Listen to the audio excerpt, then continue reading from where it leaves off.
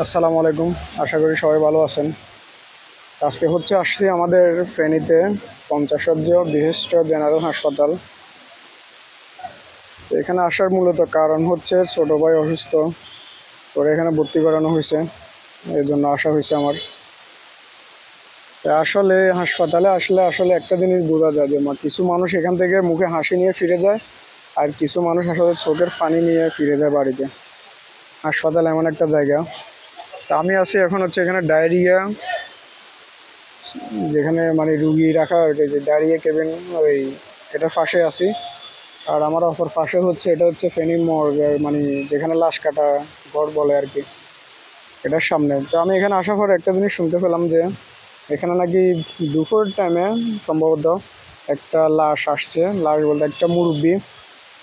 তো ওনার নাকি মাথার সমস্যা আছে, হয়তো রাস্তায় সড়ক দুর্ঘটনা হয়েছে। দুর্ঘটনা অ্যাক্সিডেন্ট হয়ে মারা গেছে, নাকি মাথা ফেটে গেছে। তো ওনারকে এখন মর্গে রাখা আছে। এখনও হয়তো কোনো সন্ধান পাওয়া যায় নাই, বা আত্মীয় স্বজনের খোঁজখবর এখনও পাওয়া যায় না।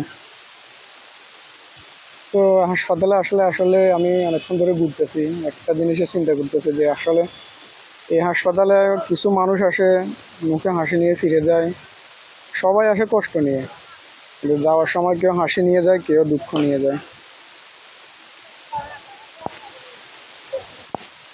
তো আসলে এই হাসপাতালে সকালবেলা আসলে বোঝা যায় এই গলিগুলোতে এত পরিমাণ মানুষের ভিড় থাকে। এখানে এক একটা কক্ষ আছে, ডাক্তারদের নাম আছে, এক একজন এক একটা রোগের চিকিৎসা দেন। এত পরিমাণ মানুষ এখানে হয়, সিরিয়াল হয়ে যায়। আমি সকালবেলা আসি নাই, কিন্তু এখানে আসি শুনলাম যে একটা এক্সরে করার জন্য, আলতা করানোর জন্য, বা একটা সমস্যা রক্ত পরীক্ষা করার জন্য এত পরিমাণ মানুষের এখানে ভিড় লেগে থাকে, যা বলার বাহিরে।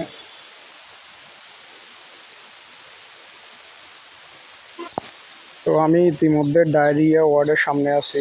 এখানে আজকে 2 দিনে এখানে কথা বলে জানতে পারলাম এত পরিমাণ মানুষ হাসপাতালে ভর্তি হয়েছে, বেশিরভাগই বাচ্চা। কারণ রোদ গরম এমনভাবে পড়তেছে, যার কারণ অতিরিক্ত তাপমাত্রার কারণে বমি ডায়রিয়া এত পরিমাণ হচ্ছে, যা বলার বাইরে। এখানে ডাক্তার প্রতিটা একদম নিচতলা থেকে একদম ভোরতলা পুরোটাই কিন্তু বুক হয়ে আছে। এত পরিমাণ রুগী আসতেছে, এখানে স্যালাইন দিতেছে।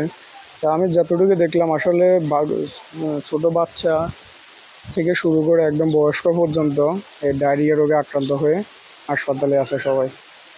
তা আপনারা সবাই আসলে আপনাদের বাচ্চাদেরকে একটু সতর্ক রাখবেন, যে পরিমাণ এখন রোদ পড়তেছে আর গরম তাপমাত্রা, এই কারণে অনেক বাচ্চা অসুস্থ হচ্ছে, মুরব্বীরাও অসুস্থ হচ্ছে।